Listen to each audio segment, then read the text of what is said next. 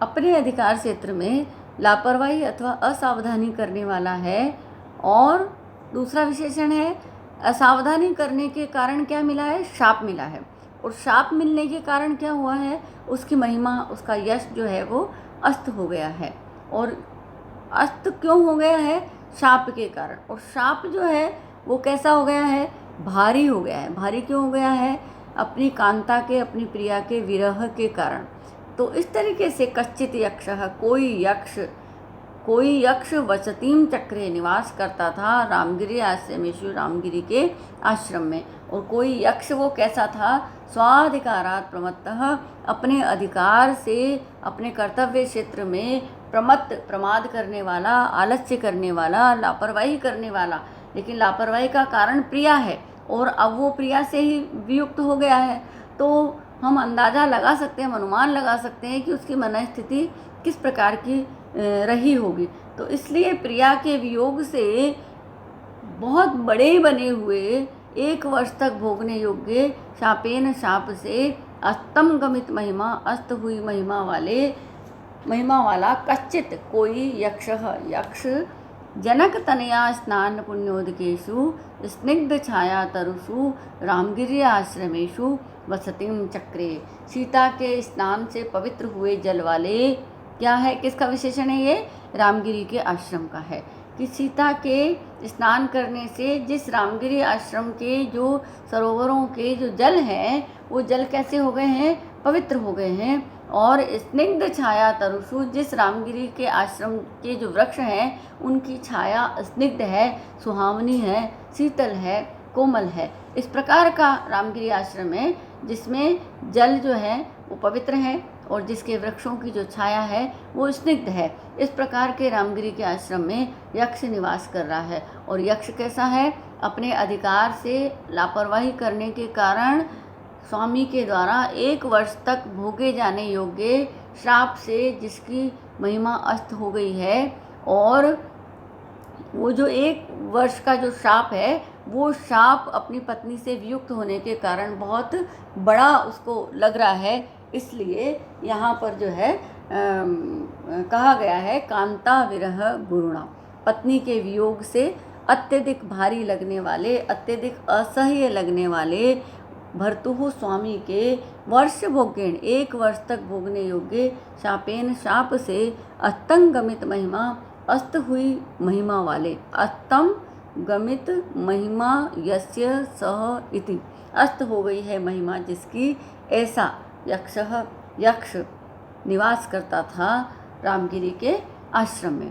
तो एक बार पुनः इसको क्रम से हम देखेंगे कि स्वाधिकारात् प्रमत्तः, अपने कर्तव्य क्षेत्र में प्रमाद करने वाला, भर्तुः स्वामी के द्वारा, वर्ष भोग्येण 1 वर्ष तक भोगने योग्य, कांता विरह गुरुणा शापेन, पत्नी के वियोग से असहनीय प्रतीत होने वाले शाप से अस्तम गमित महिमा, अस्त हुई महिमा वाला कश्चित यक्षः, कोई यक्ष जनक तनया स्नान पुण्योदकेषु, सीता के स्नान करने से पवित्र हुए जल वाले, स्निग्धः छाया तरुषु, स्निग्ध छाया वाले वृक्षों वाले, रामगिरी आश्रमेषु, रामगिरी के आश्रम में, वसतीम निवास को चक्रे करता था। तो अपने कार्य क्षेत्र में लापरवाही करने वाला और इस कारण से स्वामी के द्वारा 1 वर्ष तक भोगने योग्य शाप वाला और पत्नी के वियोग से उस शाप को असहनीय महसूस करने वाला, अनुभव करने वाला, शाप के कारण अस्त हुई महिमा वाला कश्चित यक्षः, कोई यक्ष जो है वो रामगिरी के आश्रम में निवास करता था। और रामगिरी का आश्रम जो है वो पवित्र जल वाला है और स्निग्ध छाया वाला है। तो कुल मिलाकर इस पद्य में कवि क्या कह रहे हैं, हम सरल भाषा में कह सकते हैं कि अपने एक यक्ष था जिसने अपने कार्यक्षेत्र में लापरवाही की और लापरवाही करने के कारण उसके स्वामी के द्वारा 1 वर्ष तक भोगने योग्य शाप मिला, जो शाप उसको अपनी पत्नी से अलग होने के कारण बहुत असहनीय और भारी लग रहा था, और जिस शाप के कारण उसकी महिमा, उसका यश जो है वो क्षीण हो गया था। इस प्रकार का यक्ष जो है रामगिरी के आश्रम में निवास करता था, जिस रामगिरी के आश्रम का जल पवित्र था क्योंकि उसमें सीता ने स्नान किया था, और जिस रामगिरी आश्रम के जो वृक्ष हैं वो स्निग्ध और स्नेह युक्त कोमल छाया देने वाले थे। इस प्रकार के रामगिरी के आश्रम में वो यक्ष निवास करता था। तो इस प्रकार से ये जो पद्य है आपका वो ये कहता है, वो ये पहला पद है। यहाँ पर मंदाक्रांता छंद है, मेघदूत में मंदाक्रांता छंद का प्रयोग किया गया है, और ये गेय है। इसको गाया जाता है और गा कर के पढ़ाया जाता है। ये दूत काव्य भी है क्योंकि इसमें यक्ष ने मेघ को दूत बनाया है और मेघ से बात कर रहा है। वो अकेला जब विरही होता है, वियोगी होता है, तब कई बार वर्णन करते हैं कि वो बात करता है। वो चित्र से बात कर सकता है, वो मेघ से बात कर सकता है, वो पक्षी से बात कर सकता है, वो प्रकृति से बात कर सकता है, वो स्वयं से भी बात कर सकता है, वो शून्य में भी बात कर सकता है, ये कल्पना करके कि वो सामने है। लेकिन यहाँ पर वो मेघ से बात कर रहा है और मेघ को दूत के रूप में परिकल्पित कर रहा है। तो वो मेघ, ये इसलिए ये दूत काव्य है और ये गाया जाता है, इसलिए ये इसे कहें कि गीति काव्य है। और इसके अगले पद्य में आप देखिए कि तस्मिन् अद्रौ कतिचित् अबला विप्रयुक्तः स कामी नीत्वा मासान कनकवलयः भ्रंश रिक्तप्रकोष्ठः आषाढ़स्य प्रथम दिवसे मेघम् आश्लिष्ट सानुं वप्रक्रीडा परिणत गज प्रेक्षणीयं ददर्श। तस्मिन् अद्रौ, उस पर्वत पर, कौन से पर्वत पर? रामगिरी पर्वत पर। हमने पूर्व पद्य में देखा रामगिरी पर्वत वाले आश्रम में वो निवास करता था। तो तस्मिन् अद्रौ, उस पर्वत पर, अबला विप्रयुक्तः, अपनी पत्नी से अलग रहने वाला, सकामी, उस कामी। देखिए कामी शब्द का प्रयोग किया है यक्ष के लिए कालिदास ने, क्योंकि वो काम से पीड़ित होने के कारण उसने अपने कर्तव्य में लापरवाही की थी। काम से पीड़ित होने के कारण, श्रृंगार में डूबने के कारण अपनी पत्नी से अलग नहीं होना चाहता वो प्रातःकाल सुबह सुबह, इसलिए वो रात को ही पुष्प ला करके रख देता है, और इसलिए काम के वशीभूत होकर के उसने अपने कर्तव्य में लापरवाही की है। इसलिए एक विशेषण का प्रयोग किया है कालिदास ने, कामी, सकामी।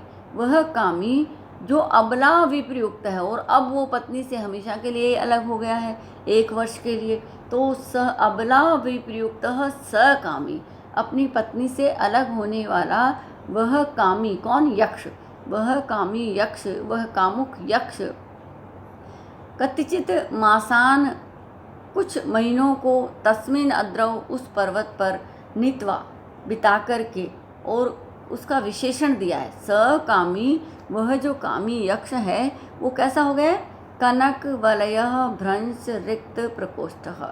कनक वलयः, जो उसका स्वर्ण का जो कंगन है वो भ्रंश गिर गया है, और गिरने से रिक्त, खाली हो गया है। प्रकोष्ठः, उसका जो स्थान है वो खाली हो गया है, यानी कि वो इतना कृशकाय हो गया है, इतने कमज़ोर शरीर वाला हो गया है कि उसका जो कंगन है सोने का वो उसके हाथ से निकल गया है, और निकलने के कारण वो जो स्थान है वो रिक्त हो गया है। तो कनक वलयः भ्रंश रिक्त प्रकोष्ठः, तो स्वर्ण कंगन के गिर जाने से सूनी हुई कलाई वाला, यानी कालिदास ये संकेत दे रहे हैं कि अपनी पत्नी के विरह में वो जो यक्ष है वो क्षीण काय हो गया है, कृश काय हो गया है, कमज़ोर हो गया है, और इस वजह से, इस कारण से उसका कंगन गिर गया है। तो कंगन का गिरना कवि के ये कहने का संकेत देता है कि वियोग में वो व्याकुल है और पत्नी के विरह में रहते हुए वो कृशकाय हो गया है। तो कुछ महीनों को बिता करके उस पर्वत पर, और आषाढ़स्य प्रथम दिवसे, आषाढ़ मास के पहले दिन, आषाढ़स्य प्रथम दिवसे, आषाढ़ मास के पहले दिन, आश्लिष्ट सानु, सानु अर्थात पर्वत, पर्वत को आश्लिष्ट आलिंगन करने वाले, पर्वत को आलिंगन करने वाले, पर्वत को पर्वत से चिपके हुए, जिसे हम कहें कि पर्वत के पास में, तो ऐसा कल्पना कर रहे हैं कवि कि पर्वत को आलिंगन करने वाले मेघम, मेघ को ददर्श देखा। और देखा तो कैसा कैसा लग रहा है कि वप्र क्रीड़ा परिणत गज प्रेक्षणीयम, कि जैसे गज जो है वो वप्र क्रीड़ा कर रहा है, वप्र क्रीड़ा कर रहा है यानी अपने पैरों से मिट्टी उछालने का काम कर रहा है। और इस तरीके के लगने वाले उस पर्वत, उस मेघ को उसने देखा। मेघ जो है वो हाथी से तुलना यहाँ पर, वप्र क्रीड़ा परिणत गज प्रेक्षणीयम, तो उस मेघ को जो कैसा लग रहा है दिखने में, जैसे हाथी जो है वो मिट्टी में क्रीड़ा कर रहा है, इस प्रकार के मेघ को उन्होंने देखा। तो यहाँ पर देखें आप, हर जो विशेषण देता है कवि, उस विशेषण के पीछे एक बहुत बड़ा मनोविज्ञान होता है। तो यहाँ पर एक बड़ा मनोविज्ञान क्या है कि अबला विप्रयुक्त सह कामी, पत्नी से वियुक्त वह कामी। और कामी कैसा है, कमज़ोर हो गया है, क्षीण हो गया है, क्योंकि जो उसकी कमजोरी है, उसकी प्रिया, और जिसकी वजह से उसने लापरवाही की थी, जिससे वो अलग ही नहीं होना चाहता था, इसी वजह से उसने अपने कर्तव्य में लापरवाही की थी। तो यही दंड उसको मिला है कि वो जब प्रातःकाल ही उससे अलग नहीं हो पाता था, तब उसको 1 वर्ष तक उससे अलग रहना है। और ये दंड उसके लिए सबसे बड़ा दंड है, क्योंकि किसी भी व्यक्ति को यदि उसकी सबसे प्रिय वस्तु से अलग कर दिया जाए, तो वो उसके लिए दंड की महत्ता, दंड का भारीपन, दंड का बड़ापन इस बात पर निर्भर करता है कि आप उसे किस चीज़ से वंचित कर रहे हैं। तो यदि आपने उसकी सबसे प्रिय वस्तु से वंचित कर दिया, तब वो दंड उसके लिए असहनीय हो जाएगा। तो उसकी सबसे प्रिय वस्तु, प्रिय जो है वो उसकी प्रिया है, उसकी जो पत्नी है, यक्षिणी है, वो यक्षिणी के कारण उन्होंने कर्तव्य में लापरवाही की, क्योंकि वो उसके अलग नहीं होना चाहता था, और अब वो अलग है। इसलिए अब जो उसकी स्थिति है दयनीय, उस स्थिति की हम कल्पना कर सकते हैं कि जिससे अलग न होने के कारण उसने अपने कर्तव्य में लापरवाही की, उससे वो कई महीनों से अलग है, और इस वजह से वो व्याकुल है, इस वजह से वो कमज़ोर है, और वो इतना कमज़ोर हो गया है कि उसके हाथ का कंगन उसके हाथ से निकल करके गिर गया है। तो ये एक मनोवैज्ञानिक तरीके से विशेषणों का प्रयोग करके और अपनी बात को व्यंजना में कहना, ये कवि का चमत्कार होता है। तब वो कह रहे हैं कि तस्मिन अद्रौ, उस पर्वत पर, कनक वलय भ्रंश कंगन, कनक यानी सोना, वलय यानी कंगन, भ्रंश यानी गिरना, रिक्त यानी सूना, और प्रकोष्ठ मतलब वो स्थान जहाँ पर वो था। तो कनक वलय भ्रंश रिक्त प्रकोष्ठ, स्वर्ण कंगन के गिरने से सूनी हुई कलाई वाला, सूने हुए स्थान वाला सकामी, उस कामी ने, तस्मिन अद्रौ, उस पर्वत पर, कतिचित मासान, कुछ महीनों को, नीत्वा, बिता करके, नी धातु बिताना, वहन करना, ले जाना, तो प्रत्यय, तो बिता करके, और आषाढ़स्य प्रथम दिवसे, आषाढ़ मास के पहले दिन, आश्लिष्ट सानुम, पर्वत का आलिंगन करने वाले, वप्र क्रीड़ा परिणत गज प्रेक्षणीयम, मिट्टी में क्रीड़ा करने वाले, हाथी की तरह लगने वाले, मेघम, मेघ को, ददर्श, देखा। इस प्रकार के मेघ को देखा, जो मेघ उस पर्वत के शिखर के इतना करीब, इतना निकट दिखाई दे रहा था, जैसे वो उस शिखर का आलिंगन कर रहा है। और वो जो कृष्ण वर्ण का जो मेघ है, वो हाथी की तरह प्रतीत हो रहा है, और वो हाथी जो वप्र क्रीड़ा कर रहा है, जो मिट्टी में क्रीड़ा कर रहा है, मिट्टी उछालने का काम कर रहा है, तो वप्र क्रीड़ा परिणत, वप्र क्रीड़ा करने वाले, गज प्रेक्षणीयम, हाथी की तरह प्रतीत होने वाले, आश्लिष्ट सानुम, शिखर का, पर्वत शिखर का आलिंगन करने वाले, मेघम, मेघ को, ददर्श, देखा। कब देखा? आषाढ़स्य प्रथम दिवसे, आषाढ़ मास के पहले दिन, वर्षा ऋतु प्रारंभ हो जाती है, तो उसके आषाढ़ मास के प्रथम दिन में उन्होंने बादल को देखा। तो अपनी पत्नी से अलग हुआ और जिसका स्वर्ण कंगन उसके हाथ से निकल गया है, इसलिए सूनी कलाई वाला स कामी, उस कामी ने तस्मिन अद्रौ, उस पर्वत पर कतिचित मासान नीतवा, कुछ महीनों को बिता करके, और आषाढ़ से प्रथम दिवसे मेघम ददर्श, आषाढ़ के पहले दिन बादल को देखा। और बादल कैसा है? आश्लिष्ट सानुम, शिखर का आलिंगन करने वाला है। ऐसा लग रहा है कि उसने शिखर का आलिंगन किया हुआ है। और वप्र क्रीड़ा परिणत गज प्रेक्षणीयम, और मिट्टी में क्रीड़ा करने वाले हाथी की तरह दिखाई देने वाले। प्रेक्षणीयम प्र उपसर्ग है, एक धातु है, अनियर प्रत्यय है। प्रेक्षणीयम तो देखने योग्य, दर्शनीय, उसको मेघ को उन्होंने ददर्श देखा। तो यहाँ पर बहुत सारे पद हैं जिनमें हम व्याकरण को देख सकते हैं। यद्यपि हम पद्य के साथ ही व्याकरण को देखने की कोशिश करते हैं, पर अगर कोई पद बड़ा है तो उसको समास विग्रह करके भी देखते हैं। तो यहाँ कनक वलयः भ्रंश रिक्त प्रकोष्ठः, तो कनक वलयः, कनकस्य वलयः इति कनक वलयः, कनक वलये भ्रंशात् रिक्त प्रकोष्ठः यस्य सः, तो कंगन के गिर जाने से खाली हो गया है हाथ जिसका, वह तो विशेषण है किसका? यक्ष का।